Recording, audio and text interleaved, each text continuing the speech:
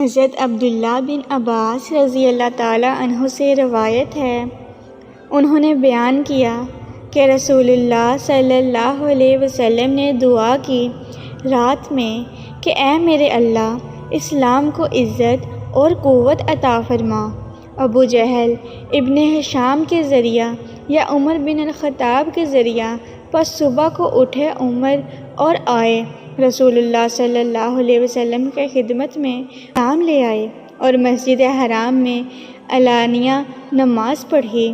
اللہ تعالیٰ نے اس دنیا کو عالم اسباب بنایا ہے، یہاں ہر بڑے کام اور ہر عظیم مقصد کے لیے اس کے مطابق تدبیر اور عملی جدوجہد اور خاص صلاحیت رکھنے والے جانباز کارکنوں کی ضرورت ہوتی ہے۔ ابو جہل بن ہشام اور عمر بن خطاب رسول اللہ صلی اللہ علیہ وسلم اور آپ کے لائے ہوئے دین کے درجہ اول کے دشمن تھے۔ اسی کے ساتھ ان دونوں میں وہ صلاحیتیں جو کسی برے کام کے لیے درکار ہوتی ہیں، راکع مستور کا خیال ہے کہ غالباً حضور صلی اللہ علیہ وسلم پر منکشف کر دیا تھا کہ دونوں میں سے کسی ایک کو ہدایت دی جا سکتی ہے، تو آپ صلی اللہ علیہ وسلم نے ایک رات کو یہ دعا فرمائی جس کا حدیث میں ذکر ہے۔ تقدیر الہی میں یہ سعادت حضرت عمر رضی اللہ تعالیٰ عنہ کے لیے مقدر ہو چکی تھی، ان کے حق میں دعا قبول ہو گئی اور ان کو توفیق مل گئی۔ پھر اللہ تعالیٰ نے ان سے جو کام لیا، خاص کر خلافت کے 10 سالوں میں، وہ بلا شبہ امت میں ان کا اور صرف ان کا حصہ ہے۔ مسند احمد اور جامعہ ترمذی کی مندرجہ بالا روایت میں حضرت عمر رضی اللہ تعالیٰ عنہ کے اسلام لانے کا واقعہ بہت اختصار کے ساتھ بیان کیا گیا ہے۔ مشکوکہ مصابیح کے بعض شارحین نے ابو عبداللہ حاکم کی دلائل النبوت کے حوالہ سے حضرت ابن عباس رضی اللہ تعالیٰ عنہ کی ہی روایت سے یہ واقعہ مفصل روایت کیا ہے۔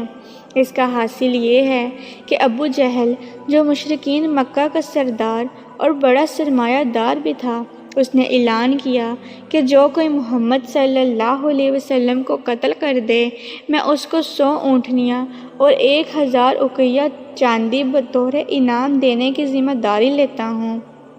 عمر رضی اللہ تعالیٰ عنہ نے ابو جہل سے کہا کہ تمہاری یہ بات پکی ہے؟ ابو جہل نے کہا بالکل پکی ہے، فوراً ادا کروں گا۔ اس کے بعد عمر تلوار لے کر اس ناپاک ارادہ سے نکلے۔ راستہ میں ایک شخص نے ان کو اس حال میں دیکھا تو پوچھا کہ عمر کہاں اور کس ارادہ سے جا رہے ہو؟ عمر رضی اللہ تعالیٰ عنہ نے کہا، محمد صلی اللہ علیہ وسلم کو قتل کرنے جا رہا ہوں۔ اس شخص نے کہا، کیا تم نے ان کے کنبہ بنی ہاشم سے بے خوف ہو؟ وہ ان کی حمایت میں میدان میں آ جائیں گے اور پھر خونریز جنگ ہوگی۔ عمر رضی اللہ تعالیٰ عنہ نے کہا کہ معلوم ہوتا ہے کہ تو نے بھی باپ دادا کا دین چھوڑ کے محمد کا دین قبول کر لیا ہے۔ اس شخص نے کہا کہ میں تم کو بتلاتا ہوں کہ تمہاری بہن فاطمہ اور بہنوئی سعید بن زید نے بھی محمد صلی اللہ علیہ وسلم کا دین قبول کر لیا ہے۔ یہ سن کر عمر سیدھے بہن کے گھر کی طرف گئے۔ وہ اس وقت سورہ تلاوت کر رہی تھی۔ رضی اللہ تعالیٰ عنہ نے دروازے پر کھڑے ہو کر سنا، پھر دروازہ کھلوایا اور کہا کہ تم کیا پڑھ رہی تھی؟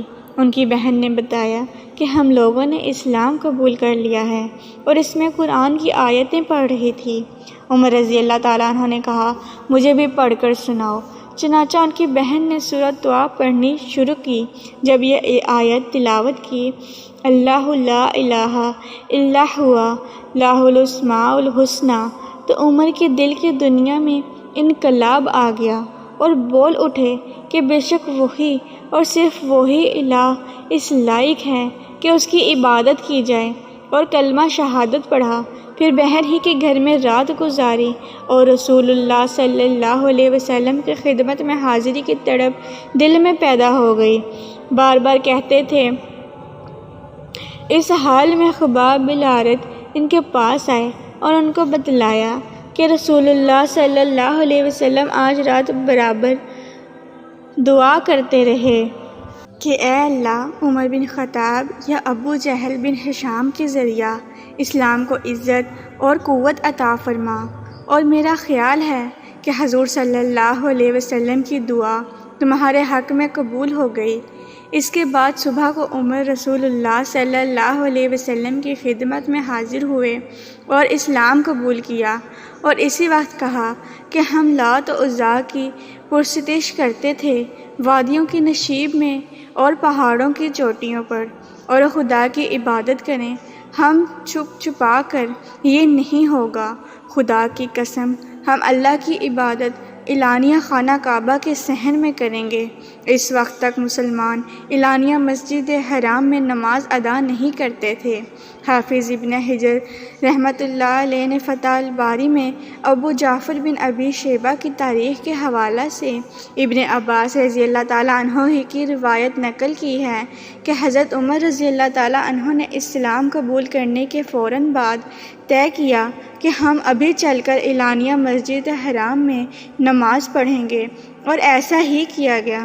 فتح الباری میں ہے کہ ابن ابی شیبہ اور طبرانی کے حوالہ سے حضرت عبداللہ بن مسعود کا بیان نقل کیا گیا ہے، خدا کی قسم عمر کے اسلام لانے سے پہلے ہماری طاقت نہ تھی کہ ہم بیت اللہ کے قریب میں اعلانیہ نماز پڑھ سکتے، عمر کے اسلام میں داخل ہونے کے بعد ہی ہمارے لیے یہ ہوا۔ حافظ ابن حجر نے حضرت عمر رضی اللہ تعالیٰ عنہ کی قبول اسلام کی بہت سی روایات مختلف صحابہ کرام کی روایت سے حدیث کی مختلف کتابوں کے حوالے سے نقل کی ہیں، جن میں حضرت عبداللہ بن مسعود، حضرت ابن عباس، حضرت انس، حضرت عائشہ صدیقہ، حضرت ابن عمر کے علاوہ حضرت علی مرتضیٰ بھی ہیں۔